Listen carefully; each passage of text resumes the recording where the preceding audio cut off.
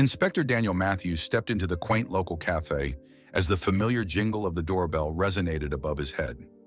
It was a small, old-fashioned place, filled with the comforting sense of freshly brewed coffee and sizzling bacon.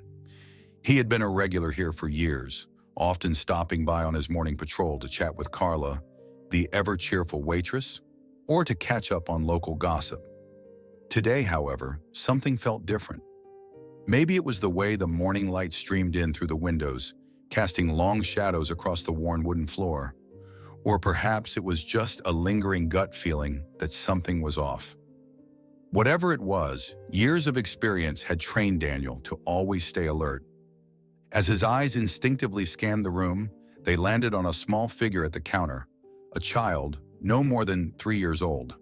The boy was sitting on one of the old stools, his tiny legs swinging restlessly as he stared down at an empty plate in front of him. Daniel took in the scene, the way the boy's small hands gripped the edge of the counter, how his oversized jacket seemed to swallow him up, and the way he kept glancing toward the door as if expecting someone to walk in.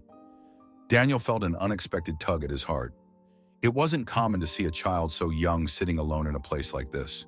His professional instincts urged him to approach, but he was mindful of how his uniform and authoritative presence could be intimidating, especially to a child. He took a slow, measured breath before approaching the counter. "Hey there, buddy," Daniel said softly, careful not to startle the boy. His voice was gentle, almost fatherly, as he tried to meet the boy's gaze. The child looked up hesitantly, his wide brown eyes betraying a mix of uncertainty and fear. He didn't speak at first, just stared up at Daniel with those eyes that seemed far too old for his small, round face. After a moment, the boy shook his head in response, lips tightly pressed together as if holding back words he wasn't sure he should share. Daniel pulled out the stool beside the boy and sat down, keeping his distance but making it clear he wasn't going anywhere. "My name's Daniel," he offered, smiling in an attempt to put the child at ease. "What's your name?" For a moment, Daniel wasn't sure if the boy was going to respond. The cafe was unusually quiet, the only sounds coming from the faint hum of the refrigerator and the soft sizzle of bacon on the griddle. Finally, in a voice so soft it was almost a whisper, the boy replied, "Micah." Daniel's smile widened. "Nice to meet you, Micah. Are you here all by yourself?" Micah's lower lip began to quiver as he looked down at his small hands, clasped tightly in his lap. I miss my mommy," he mumbled, barely audible. Daniel's heart sank. He had handled hundreds of cases over the years, some straightforward, others heartbreaking. But there was something about the vulnerability in this little boy's voice that hit him hard. He had always been good at reading people, a skill honed over years on the force, and right now everything about Micah's body language screamed that something was terribly wrong. "Is your mommy coming to meet you?" Daniel asked, his tone as gentle as he could manage. Micah shook his head, and Daniel saw his eyes glisten with tears. "No. Daddy took me away," the boy whispered, as if revealing a terrible secret. Daniel's stomach tightened. He forced himself to stay calm, not wanting to frighten Micah any further.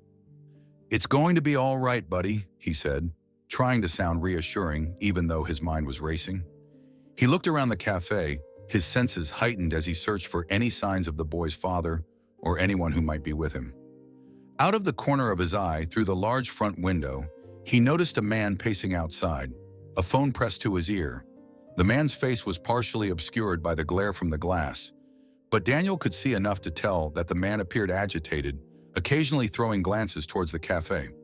Turning back to Micah, Daniel gently asked, "Is that your dad outside?" Micah hesitated before nodding, his tiny fingers clutching at the hem of his jacket. Daniel's suspicions were growing by the second. He knew he needed more information, but pressuring the boy could do more harm than good. He needed to handle this delicately. Without drawing attention to himself, Daniel signaled Carla, who was wiping down tables nearby. She had seen enough during her years at the cafe to recognize when something wasn't right, and her eyes widened slightly as she took in Daniel's subtle gesture. He mouthed a quick instruction to her, and within moments, she returned with a small plate of pancakes, placing it in front of Micah with a warm smile. "Here you go, sweetheart," she said softly. "Eat up, okay?" Micah's eyes lit up, and for the first time, a small, hesitant smile crept onto his face. He reached for the fork and began eating with a hunger that suggested he hadn't eaten in some time. Daniel felt a knot of anger forming in his chest as he watched the boy devour the food, each bite almost desperate. Just as Daniel was about to gather his thoughts and figure out the next step, the bell above the door jingled once more. He turned just in time to see the man from outside storming into the cafe, his face flushed with anger and a hint of panic. The man's eyes scanned the room before landing on Micah, and Daniel felt the tension in the air ratchet up several notches. "What's going on here?" the man demanded, his voice rising in volume as he approached the counter. The man's eyes flicked between Micah and Daniel, his expression shifting rapidly from anger to something closer to desperation. "That's my son," he said, his tone becoming more aggressive. "Who the hell are you?" Daniel stood slowly, his hands resting at his sides in a gesture that was meant to be both non-threatening and ready for action if needed. "Sir, please calm down," he said firmly. "I'm Officer Daniel Matthews, and your son was sitting here alone." The man who introduced himself as Derek Evans seemed to bristle at the word alone. His eyes darted nervously around the room, as if searching for an escape route. "What business is it of yours?" Derek shot back, his voice growing louder. "He's my kid. I don't need your permission to talk to my own son." Daniel could sense the volatility in Derek's demeanor, the way his fists clenched and unclenched at his sides. Years of training kicked in as he prepared himself for whatever might happen next. "Sir, I'm going to need to see some identification," Daniel said, his voice steady and authoritative. "If you cooperate, we can clear this up quickly." Derek's face twisted with rage. "I don't have to show you anything," he shouted, taking a step towards Micah. The boy shrank back, his tiny frame trembling as Derek reached for him. In a split second, Daniel's instincts took over. He stepped between Derek and Micah, his posture firm and unyielding. "That's enough," Daniel said, his voice taking on a commanding tone that brooked no argument. "I need you to step back." Derek's eyes blazed with fury, and for a moment Daniel thought he might try to push past him. But before Derek could make another move, Daniel had already reached for his handcuffs. "You're under arrest," he said, his voice calm but unyielding, "for resisting an officer and attempting to assault a child." Derek struggled, his anger giving way to panic as he realized the situation was quickly spiraling out of his control. "You can't do this," he yelled, his voice a mixture of fury and desperation. But it was too late. Daniel's years of experience had prepared him for moments like this, and within seconds, Derek was restrained. As Derek was led out of the cafe in handcuffs, Daniel glanced back at Micah, who was still sitting on the stool, wide-eyed and shaken. Carla approached slowly, resting a comforting hand on the boy's shoulder. "It's okay, sweetie," she murmured softly, trying to soothe the child. Daniel took a deep breath, his mind racing with questions. Who was Derek Evans really, and why had he taken Micah? And more importantly, where was Micah's mother? One thing was certain: this was only the beginning of a story that had yet to fully unravel. Daniel Matthews couldn't stop thinking about Micah as he drove toward the police station. The boy sat quietly in the back seat, his small hands clutching a worn-out teddy bear that Daniel had handed him earlier. It was a small gesture, a token meant to offer comfort, but Micah held on to it like a lifeline. Every so often, Daniel glanced in the rearview mirror, catching glimpses of Micah's solemn face. The boy's silence spoke volumes. The occasional streetlight illuminated his wide eyes, reflecting a kind of exhaustion that no child should have to carry. Pulling into the station's parking lot, Daniel felt the weight of responsibility settle on his shoulders. He had been in law enforcement long enough to know the kind of trauma cases like this could inflict on a child. And he wasn't about to let Micah become another statistic. But protocol was protocol. The child had to be processed into the system, at least temporarily, until they could find out more about his family situation. However, as Daniel turned off the engine, he felt a tug on his sleeve. "Are we going to see Mommy?" Micah asked, his voice barely above a whisper. Daniel paused, his heart sinking a little. "Not just yet, buddy," he replied softly. "But we're going to find her, okay?" Micah looked down at the bear in his lap and gave a small, almost imperceptible nod. Daniel took a deep breath, knowing that the little boy needed more than just reassurances. He needed a safe place, at least for tonight. Stepping out of the car, He walked around to the passenger side and gently unbuckled Micah's seatbelt. The boy reached for his hand without hesitation, and Daniel squeezed it lightly, a silent promise that he would do everything in his power to protect him. Inside the station, Daniel made a few quick calls while Micah sat in a chair next to his desk, swinging his legs absent-mindedly. The station was relatively quiet at this hour, with only a few officers finishing up paperwork and making coffee runs. One of the senior officers, Officer Burns, approached Daniel, eyebrows raised in question as he took in the sight of the small boy. "Everything all right, Matthews?" Burns asked, his tone a mixture of curiosity and concern. Daniel gave a brief rundown of the situation, keeping his voice low. Burns nodded, listening intently. "Poor kid," he murmured, shaking his head. "So, what's next?" Daniel didn't have to think twice. He had already made up his mind. "I'm taking him home with me tonight," he said firmly. "I'll handle the paperwork in the morning. Right now, he needs somewhere safe, and the foster system isn't going to cut it." Burns regarded him for a moment, then clapped him on the shoulder. "You've got a good heart, Matthews. Just make sure you follow up with social services first thing tomorrow." Daniel nodded in agreement, already dialing his wife, Emily. When she picked up, there was a brief moment of silence before she spoke, her voice tinged with the kind of intuitive concern that only years of marriage could foster. "What's wrong, Danny?" He took a deep breath. I need a favor," he began, quickly filling her in on the situation. Emily didn't hesitate. "Bring him home," she said simply, and he could hear the resolve in her voice. "I'll get the guest room ready." The drive home was quiet, and when they arrived, Emily was already at the door, her face lit by the warm glow of the porch light. She had a blanket draped over her arm, and as soon as Daniel helped Micah out of the car, she knelt down to his level, offering him the blanket with a gentle smile. "Hi there, sweetie. My name's Emily," she said softly. "Let's get you inside where it's warm." Micah seemed hesitant at first, but Emily's calm demeanor worked its magic. He nodded and allowed her to lead him inside. Daniel felt a wave of relief wash over him as he followed them, shutting the door behind him. The house felt like a sanctuary, a stark contrast to the chaos of the last few hours. Emily had prepared a simple meal, mac and cheese, knowing it was a safe bet for children.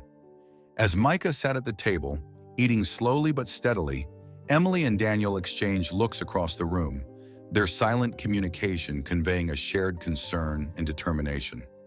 After dinner, Emily showed Micah the guest room, which she had quickly set up with a few extra touches, a nightlight in the corner, and a small stack of children's books on the bedside table.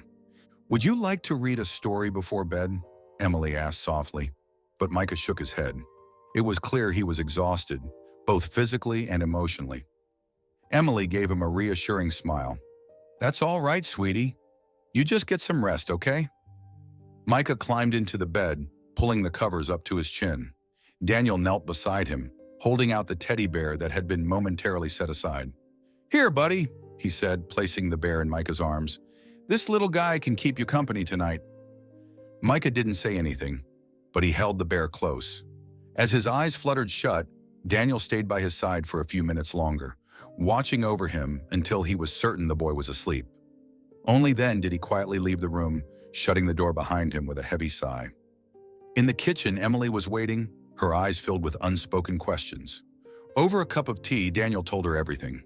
Micah's whispered words about his father, the scene at the cafe, and the unsettling feeling that there was more to the story than what they had uncovered so far. Emily listened, her concern deepening with each passing moment. "What about his mother?" she asked, her voice barely above a whisper, as if afraid that speaking too loudly might shatter the fragile calm they had managed to create. Daniel shook his head. "I don't know where she is, or if she even knows Micah is missing, but I'm going to find out." The next morning, Daniel was up before dawn. He had made a promise to Micah, and he intended to keep it. After a quick shower and a strong cup of coffee, he set out to track down the address Derek had reluctantly provided during his arrest. The house was on the outskirts of town, a modest, single-story building with a neglected garden and peeling paint. As he approached the front door, he took a deep breath, bracing himself for what might lie on the other side. He knocked firmly, the sound echoing in the stillness of the early morning. After a few moments, the door creaked open, and a tired-looking woman appeared in the doorway. Her eyes were red and puffy, as if she hadn't slept in days. When she saw Micah standing beside Daniel, her expression changed in an instant, from exhaustion and suspicion to shock and overwhelming relief. "Micah!" she gasped, dropping to her knees and reaching out for her son. Tears streamed down her cheeks as she pulled him into a tight embrace, her shoulders shaking with sobs. Micah clung to her, his small hands fisting the fabric of her worn sweater as if afraid she might disappear. The woman looked up at Daniel, gratitude and fear warring in her eyes. "Thank you," she whispered, her voice choked with emotion. "Thank you for bringing him back to me." Daniel nodded, feeling a strange sense of déjà vu. This wasn't the first time he had reunited a missing child with their parent, but something about this case felt different, more personal somehow. He introduced himself and gently guided the woman back inside, asking her to explain what had happened. Her name was Jessica Evans, and as she recounted her story, it became clear that Derek's actions had been deliberate and calculated. Jessica had legal custody of Micah, but Derek had taken him without permission, using the chaos of a court dispute to cover his tracks. She showed Daniel the court documents that confirmed her story, proof that she had been desperately searching for her son while Derek had been hiding him away. When Jessica finished, Daniel felt both anger and relief. Anger at Derek for what he had put this woman and her son through, and relief that Micah was finally safe. He assured Jessica that Derek would face legal consequences and promised to help her in any way he could. There was still much work to be done, but for now Micah was back with his mother, and that was a victory in itself. As Daniel left Jessica's house, he couldn't help but think of his own family, his wife Emily and their 2 children. He knew that, in a different life, he could have been in Jessica's shoes, fighting to protect his family against forces beyond his control. It was a sobering thought, one that renewed his resolve to see this case through to the end. Micah's story wasn't over yet, but at least for now, it had found a moment of peace. Days turned into weeks, and slowly the chaos of that night began to settle into a new routine for Micah and Jessica Evans. Despite the relief of having her son back, Jessica struggled with the uncertainty of their future. The financial strain of a prolonged court battle and Derek's unexpected intrusion had left her in a precarious situation. It was becoming increasingly clear to Daniel that more needed to be done than just ensuring Derek faced justice. Micah and Jessica needed a fresh start, a real chance at rebuilding their lives. Daniel, driven by a strong sense of duty and empathy, began reaching out to his network of local contacts. It was in a small town like this one that connections mattered most, and Daniel had spent years cultivating relationships with the community. He knew that if there was anyone who could lend a hand to a mother in need, it would be Mrs. Thompson, the warm-hearted owner of the same cafe where Micah had been found. Mrs. Thompson had known Daniel since he was a rookie officer. She was a stout, silver-haired woman with a booming laugh and a no-nonsense attitude.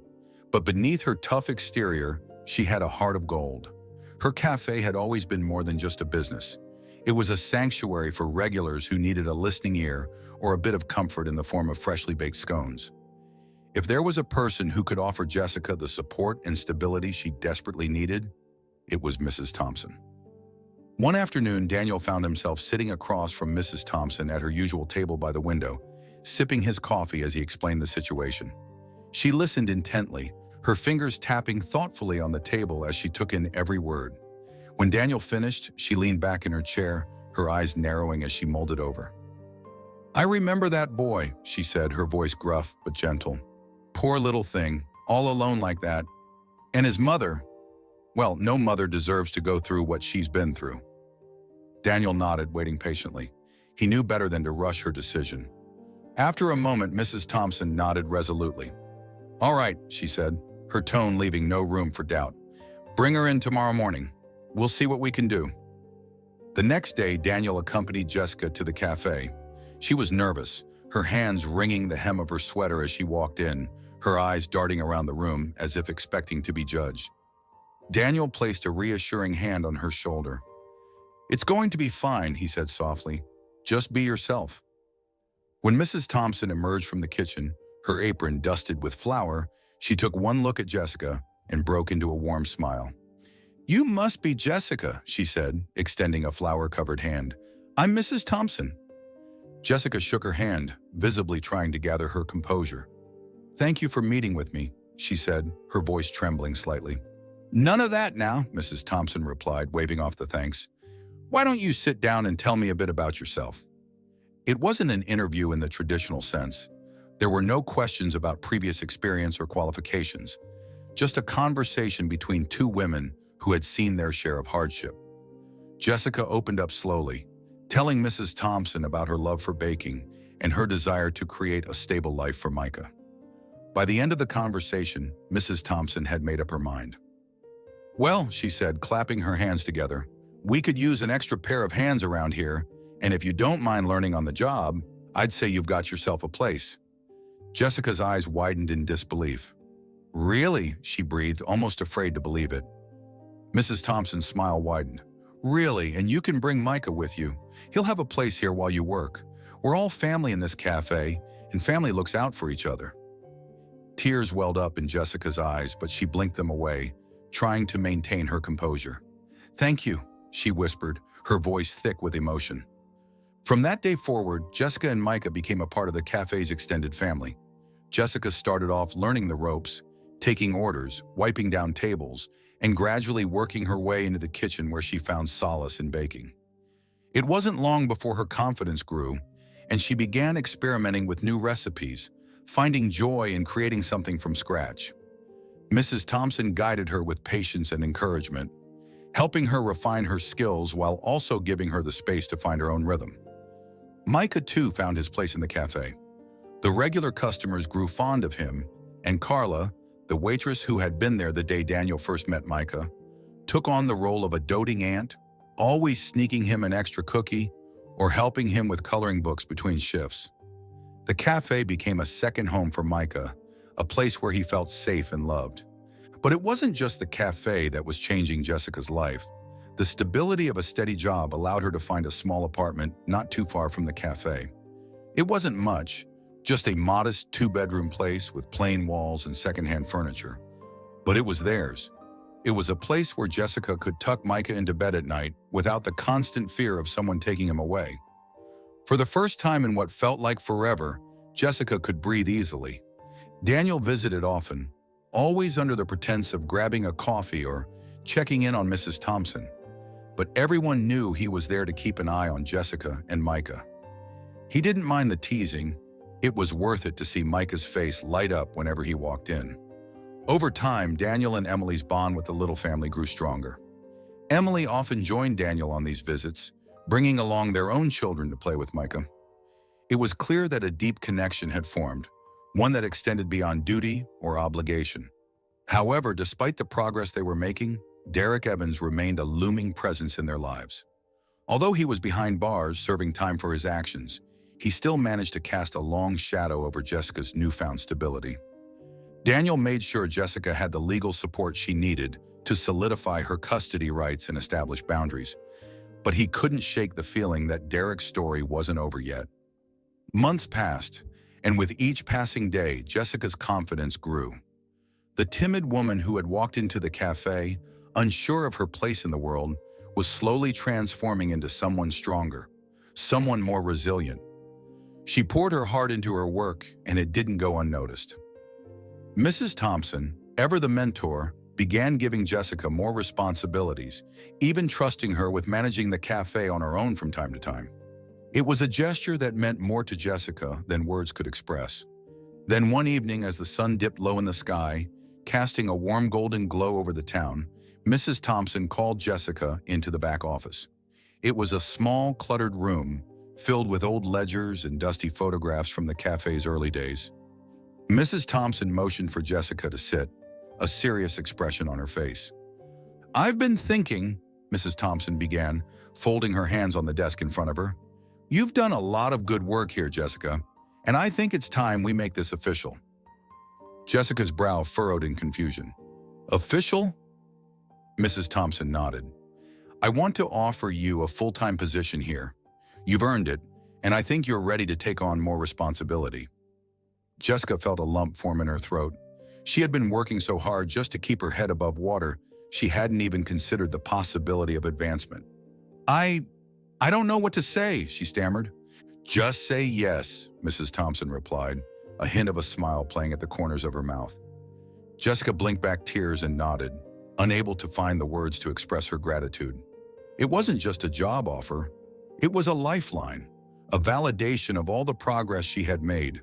It was proof that she and Micah were not just surviving, but thriving. As she left the office that evening, Jessica felt a sense of hope she hadn't felt in a long time. She walked over to where Micah was playing with Carla near the counter. His face lit up with joy as he showed off a drawing he had made. She knelt beside him, wrapping her arms around him in a tight hug. "Mommy's got some good news," she whispered, her voice trembling with emotion. "We're going to be okay." Micah looked up at her, his wide eyes filled with trust and love. "Okay, Mommy," he said simply, his voice full of the kind of faith that only a child could possess. And for the first time in what felt like forever, Jessica truly believed it. Just as Jessica and Micah's lives were beginning to settle into a new normal, an unexpected threat emerged that threatened to shatter the fragile peace they had worked so hard to build. It started one evening as Jessica was closing up the cafe. The day had been a busy one, and the last of the regulars had just left. Mrs. Thompson had already gone home, leaving Jessica to lock up. Micah was in the back room, quietly playing with his toys as he waited for his mother to finish her shift. As Jessica went to check the register one last time, she noticed an envelope slipped under the cafe's front door. It was thick, worn, and ominously unmarked. For a moment, she considered leaving it until the morning, but a strange, unsettling feeling in the pit of her stomach compelled her to pick it up. She tore it open with trembling fingers and pulled out a single sheet of paper.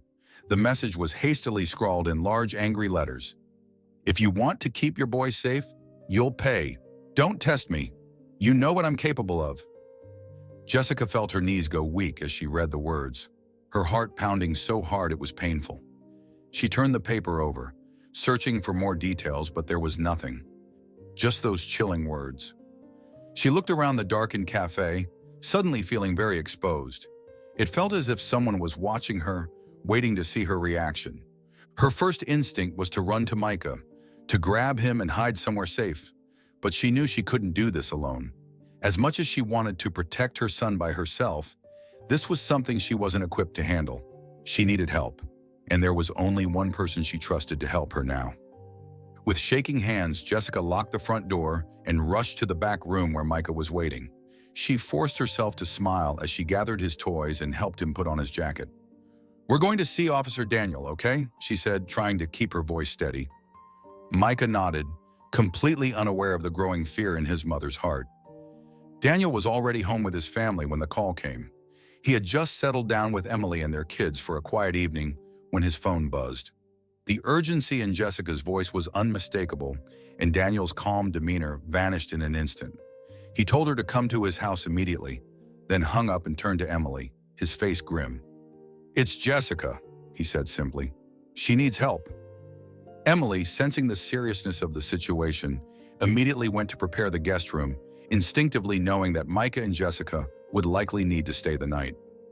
When Jessica arrived at Daniel's house, her hands were still trembling, and her eyes were filled with panic. She handed him the letter, and Daniel felt a cold chill run down his spine as he read it. He had seen threats like this before, veiled and vague but dripping with menace, and he knew enough to recognize that vague threats were often the most dangerous because they left the victims in a state of constant fear and confusion. "Did you see anyone when you found this?" Daniel asked, his voice steady despite the rising anger inside him. Jessica shook her head, her voice barely a whisper. "No, I was alone. It was just there, waiting for me." Daniel took a deep breath, forcing himself to stay calm. He needed to think clearly if he was going to keep Jessica and Micah safe. "Listen, Jessica," he said, his voice firm but kind. "We're going to get to the bottom of this, but I need you to trust me and follow my instructions closely. Can you do that?" Jessica nodded, tears brimming in her eyes. Yes, I can." Daniel knew that this threat was more than just words on a page. It was a direct challenge to everything they had fought to build. And deep down, he couldn't shake the suspicion that Derek was somehow behind it. The timing was too perfect, too precise to be a coincidence. Derek had always been manipulative and reckless, and even though he was in prison, Daniel had seen enough to know that a determined man could still find ways to reach out and cause harm. Daniel immediately began putting a plan into place. He contacted his colleagues at the station, calling in a favor to set up discreet surveillance outside the cafe and around Jessica's apartment. He didn't want to alarm Jessica or make Micah feel like they were being watched, but he couldn't take any chances. If Derek, or anyone else, was behind these threats, they would need to catch him in the act. Over the next few days, tension simmered beneath the surface. Jessica tried to go about her routine, but she couldn't shake the feeling that something terrible was looming just out of sight. Micah, fortunately, seemed blissfully unaware of the turmoil. His days at the cafe were filled with laughter and play, but Jessica couldn't enjoy those moments without wondering if someone was waiting for the perfect moment to strike. Then, just when Jessica thought she couldn't bear the pressure any longer, another letter arrived. This time the instructions were clear: a demand for money with a location and a deadline. The threat was unmistakable. Failure to comply would put Micah's safety at risk. Daniel read the letter with a grim expression. His suspicions about Derek were all but confirmed. He knew Derek's history of manipulation and deceit, and it was clear that he hadn't let go of his desire to control Jessica, even from behind bars. But Daniel also knew that Derek couldn't act alone. He had to have an accomplice on the outside, someone willing to carry out his twisted plans. After consulting with his colleagues, Daniel devised a plan to set up a trap. They would follow the instructions in the letter, delivering the money to the designated drop-off point, but with a team of officers hidden nearby, ready to intervene at the first sign of trouble. Daniel's goal was to draw out whoever was behind the threats and ensure that Jessica and Micah would be safe once and for all. The night of the drop-off was tense. Daniel, dressed in plain clothes, waited with Jessica in an unmarked car parked a few blocks away from the meeting point. Jessica's hands were clenched tightly in her lap, her eyes fixed on the empty street ahead. "Are you sure this is going to work?" she asked, her voice trembling. Daniel reached over and placed a reassuring hand on her shoulder. "It's going to be fine," he said firmly. "We've got officers all around. If anyone tries to make a move, we'll be ready." The minutes ticked by slowly, each second stretching into what felt like an eternity. Daniel kept his eyes on the shadows, watching for any sign of movement. Then at last, a figure appeared, a man approaching the drop-off point. Even in the dim light, Daniel recognized him immediately. Derek Evans. The realization hit Daniel like a punch to the gut. Derek had somehow orchestrated all of this from behind bars, using his connections to carry out his threats. And now he was here, in the flesh, ready to collect what he believed was owed to him. Daniel gave a quick signal to the officers stationed nearby, and they moved into position, surrounding the area without making a sound. As Derek reached for the envelope of money, Daniel stepped out of the shadows. "Derek Evans," he called out, his voice carrying a weight of authority and finality. "It's over." Derek froze, his hand hovering inches above the envelope. For a moment, he seemed to consider running, but the sight of officers closing in from all directions left him with no options. He turned slowly, his face twisted with rage and desperation. "You don't understand," Derek shouted, his voice breaking. "She's the one who took him from me. I just wanted to make things right." Daniel shook his head, his voice cold and unwavering. "No, Derek, you're the one who put Micah in danger. You're the one who crossed the line." Derek's shoulders slumped, the fight draining out of him. The officers moved in, placing him in handcuffs as he muttered incoherent words of protest. Daniel watched silently, his emotions a complex mix of relief and anger. It was over, at least for now. As Derek was led away, Daniel turned to find Jessica standing a few feet behind him, her eyes wide with shock. She had come out of the car, unable to stay away from the confrontation that would decide her future. When their eyes met, she seemed to crumble, the weight of everything finally crashing down on her. Daniel rushed to her side, steadying her as she began to sob. "It's over," he said quietly, repeating the words as if to reassure himself as much as her. "You and Micah are safe now." But even as he spoke those words, Daniel knew that the road ahead would not be easy. Jessica and Micah still had a long journey of healing and rebuilding to undertake. Derek's actions had left scars, both seen and unseen, and it would take time for those wounds to heal. But Daniel also knew that Jessica was stronger than she realized, and that with the support of her community, she would find the resilience to move forward. The officers finished their work, and soon the street was empty once more. Daniel led Jessica back to the car, where Micah was waiting, fast asleep in the back seat. As they drove away from the scene, the city's lights flickering in the distance, Jessica looked over at Daniel, her voice barely a whisper. "Thank you," she said, her words carrying the weight of all the fear, gratitude, and relief she felt. Daniel glanced at her, offering a small, weary smile. "You don't have to thank me," he replied softly. "We're family now, remember?" And as they drove into the night, Daniel felt a deep sense of peace settle over him. The threat had been confronted, and for now at least the storm had passed. But he knew that protecting Jessica and Micah wasn't just a matter of duty, it was a promise he intended to keep, no matter what the future held. The months that followed Derek's final arrest were a period of cautious rebuilding for Jessica and Micah. Life had shifted in monumental ways, and now it was time to create a new normal out of the chaos. Daniel remained a steadfast presence in their lives, but he was careful not to overstep. He knew that while his role as a protector had been necessary in the past, now it was time for Jessica to reclaim her independence and for Micah to find stability in a world that had once seemed so unpredictable. Jessica embraced her new role at Mrs. Thompson's cafe with determination and heart. Each day, she arrived early to prepare the day's baked goods, feeling a sense of satisfaction in the simple act of creating something from scratch. The regular customers had come to know her by name, greeting her warmly as she brought them their morning coffee or a freshly baked muffin. She was no longer the timid woman who had walked into the cafe months ago, unsure of her place. Now she was a vital part of the cafe's family, a source of warmth and light in a place where people came to find comfort. Micah had also begun to blossom in this new environment. He spent his afternoons at the cafe, playing in the back room or sitting at the counter with his crayons, drawing pictures for the customers. Mrs. Thompson had even put up a small bulletin board near the cash register where she proudly displayed Micah's artwork, each picture a testament to the little boy's growing confidence. There were still difficult days, moments when the memories of the past would resurface like dark clouds on an otherwise sunny day. Jessica often found herself grappling with feelings of guilt and fear, questioning whether she could truly protect Micah from the shadows that had once loomed over their lives.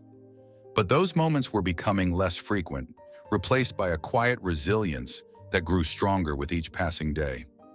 For Micah, the road to healing was a slow and sometimes unsteady one.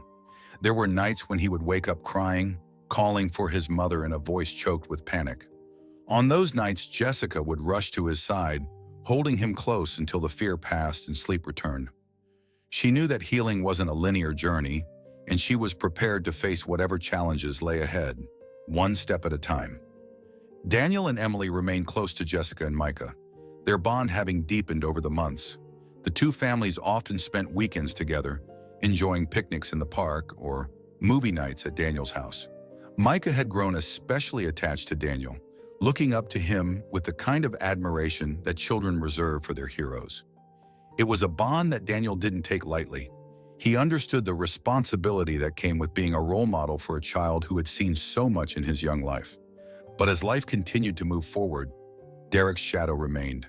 He had been sentenced to serve time for his crimes, but he was not completely gone from their lives.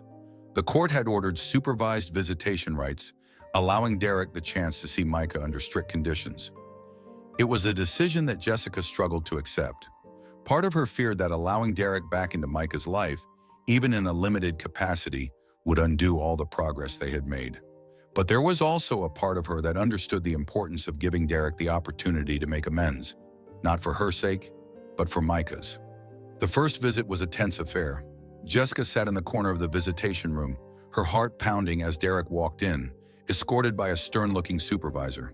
He looked thinner, his face gaunt and his hair unkempt. But there was a new solemnity in his eyes, something that hinted at a man who had been forced to confront his mistakes. Micah, holding tightly to his mother's hand, looked up at Derek with a mixture of confusion and apprehension. For a long moment, no one spoke. The silence was heavy, filled with unspoken words and unresolved emotions. Then, in a voice that was barely above a whisper, Derek said, "Hi, Micah." Micah didn't respond at first. He glanced up at Jessica, seeking reassurance, and she gave his hand a gentle squeeze. Taking a deep breath, Micah turned back to Derek and said quietly, "Hi, Daddy." It was a small step, but it was a beginning. Over the following months, the visits continued under strict supervision. Each visit was a test of patience and restraint for Jessica, who had to navigate her own conflicting emotions while prioritizing Micah's well-being.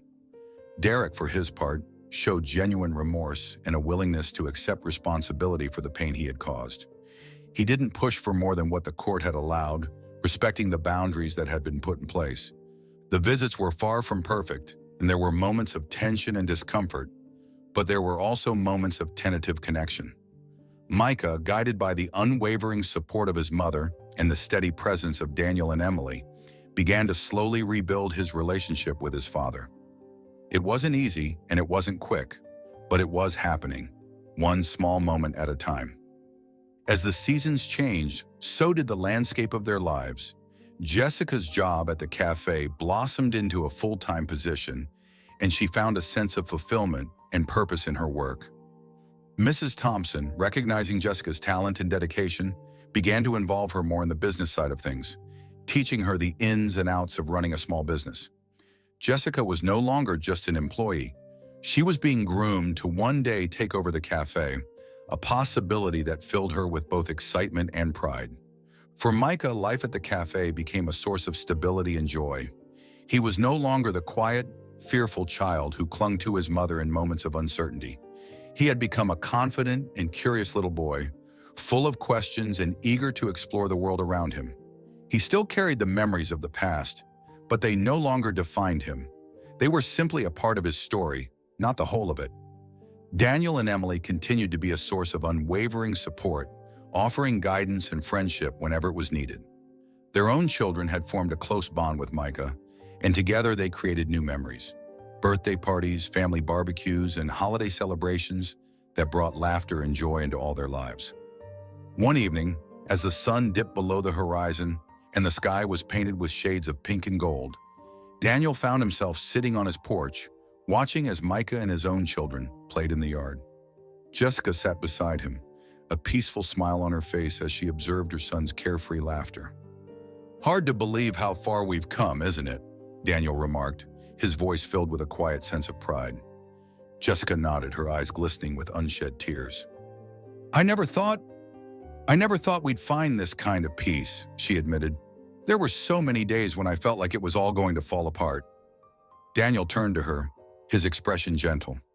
"But you didn't let it," he said softly. "You fought for this, Jessica. You found the strength to keep going, even when it felt impossible."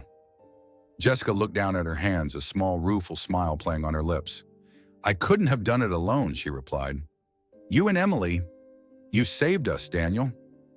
Daniel shook his head. "You saved yourself," he said firmly. "We were just here to help you find your way." For a moment, they sat in silence, watching the children play. The air was filled with the sounds of laughter and the distant hum of crickets, and for the first time in a long time, Jessica felt a deep sense of contentment. It wasn't a perfect life. There were still challenges to face and wounds to heal, but it was a good life. It was a life worth fighting for. As the years passed, Jessica and Micah continued to grow and thrive, supported by the family and community they had built around them. The cafe became a symbol of their resilience, a place where new beginnings were possible and where hope could be found in the most unexpected of places. Micah's relationship with his father remained complex, but it was also evolving. Derek, under strict supervision, worked tirelessly to earn back his son's trust, acknowledging that the road to redemption was long and fraught with obstacles. But he was willing to walk that road, one step at a time, knowing that the chance to be a part of Micah's life was a privilege he would never take for granted. And through it all, Daniel remained a constant presence, a mentor, a protector, and a friend. He had witnessed the worst of humanity in his line of work, but he had also seen the best. And in the quiet moments when he watched Jessica and Micah laugh together, or when he saw the light of hope return to their eyes, he was reminded of why he had chosen this path in the first place. One crisp autumn evening, as the sun set over the town and the air was filled with the scent of fallen leaves, Daniel found himself once again sitting on his porch, reflecting on the journey that had brought them all to this point. Life, he realized, was full of unexpected challenges, but it was also full of second chances. And sometimes those second chances came in the form of a whispered plea for help, a small hand reaching out for safety, or a broken family finding the strength to rebuild. As the last rays of sunlight faded into twilight, Daniel felt a profound sense of gratitude wash over him. He had been given the chance to be a part of something meaningful, to help a mother and her son find their way back to each other and to witness the power of resilience and hope. And as he sat there, surrounded by the sounds of laughter and the warmth of friendship, Daniel knew that this was not just the end of a story, it was the beginning of a new chapter, one filled with love, forgiveness, and the promise of a brighter tomorrow.